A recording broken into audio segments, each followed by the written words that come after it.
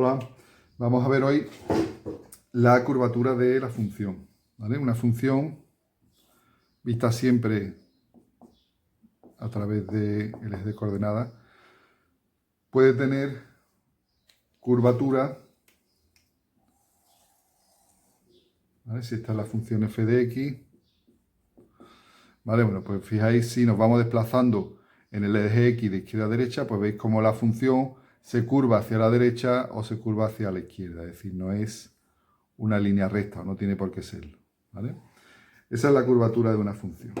Nosotros vamos a ver a través de la gráfica de una función los tipos de curvatura que hay, ¿vale? La función puede ser convexa.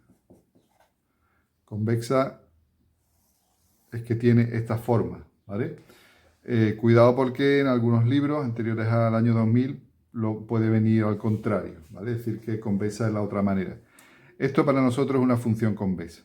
Para recordarlo, pues, por ejemplo, si pensáis que, o para ver qué propiedad tiene, imaginaros que cae agua, pues si cayera agua desde arriba, pues el agua se quedaría, se estancaría, ¿vale?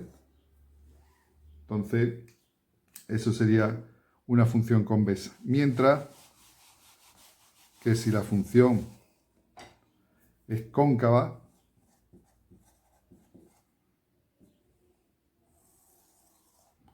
¿vale? Tiene esa forma cóncava, forma de cueva, pues al caer el agua se desplazaría hacia los lados y no se quedaría nada, ¿vale? Esa es un poco la manera de recordar cuando es convexo o cuando es algo cóncavo, ¿vale? Bueno, pues vamos a trasladarlo a una función.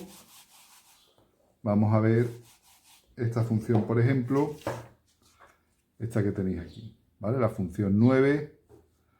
Vamos a ver dónde es convexa y dónde es cóncava. Vamos a poner...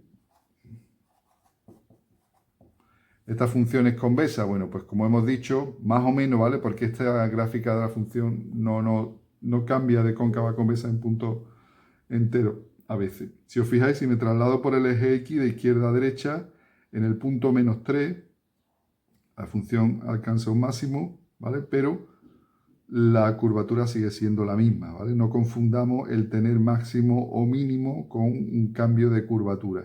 Sin embargo, cuando llego al -2, os fijáis, la curva que se iba girando hacia la derecha, empieza a girar hacia la izquierda. Es decir, pasa de cóncavo a convexo. Entonces, a partir de -2 hasta también en este caso el 1, ¿vale? En el eje de las x, donde pasa de convexo de nuevo a cóncavo. Entonces, en el -2, 1, desde el -2 al 1, la función sería convexa. ¿Y dónde es cóncava?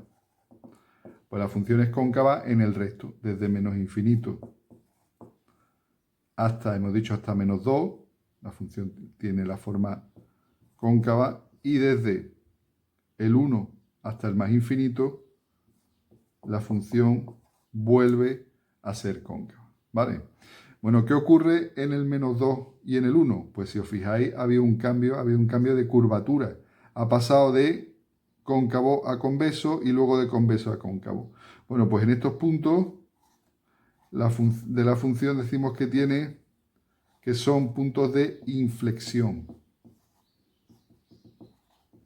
¿vale? Esta función tendría dos puntos de inflexión, en el x igual a -2, donde pasa de cóncavo a convexo, y en el x igual a 1, donde pasa de convexo a cóncavo, ¿vale? No se distingue el paso de uno a otro, sino simplemente se le llaman puntos de inflexión.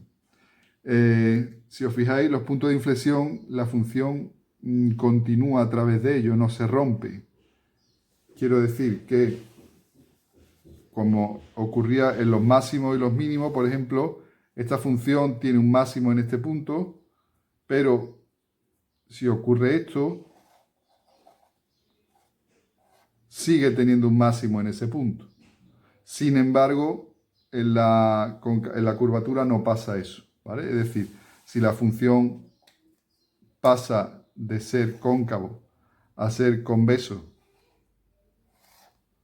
¿vale? Pero no es continuo, es decir, la función se rompe en ese punto. Este punto no se considera punto de inflexión. Vamos a ver en este caso, para ver esto, una función un poco más clara, que es esta de aquí, ¿vale?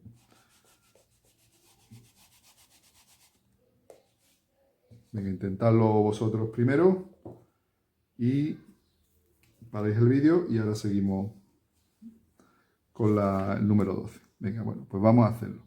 Convexa. La función es convexa, pasa de una curvatura a otra, en este caso en este punto. Es decir, en x igual a menos 2, la función pasa de cóncava a convexa. Entonces sería convexa desde menos 2 hasta la curvatura se mantiene, o se iría por el infinito en 0, de menos 2 a 0, y vuelve a ser convexa desde el punto 3, ¿no?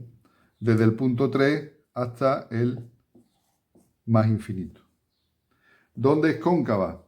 Bueno, pues hemos dicho que viene siendo cóncava desde el menos infinito, siempre viéndolo en el eje X, desde el menos infinito hasta el menos 2,